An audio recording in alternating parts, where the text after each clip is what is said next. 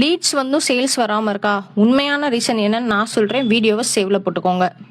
எங்ககிட்ட இருக்க ஒரு கிளைண்ட்டுக்கு ரீசெண்டாக நாங்கள் 32 கால்ஸ் வந்து எடுத்து கொடுத்தோம். ஆனால் ஒரு சேல் கூட ஆகலை அப்படின்னு சொல்லிட்டு அவர் வந்து சொன்னார். அந்த கிளைண்ட் சொன்னப்போ அவர் வாய்ஸில் இருந்த அந்த டிசப்பாயின்மெண்ட் இன்னும் எனக்கு ஞாபகம் இருக்குது. நிஜமாக சொல்லணும்னா 32 கால்ஸ் வந்தனால அவருமே ரொம்ப ஹாப்பியாக இருந்தார்.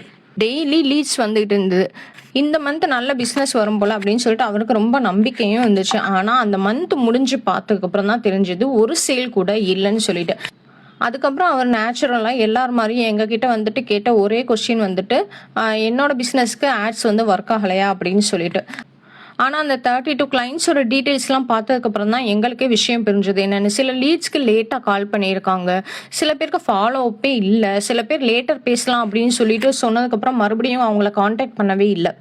லீடு வந்த உடனே கஸ்டமர் ஆயிடுவாங்கன்னு நம்ம நினைக்கிறோம். ஆனால் ரியாலிட்டி அப்படி இல்லை. நம்மள மாதிரி தான் அவங்களும் பிஸியாக இருப்பாங்க, மறந்துடுவாங்க, கம்பேர் பண்ணுவாங்க.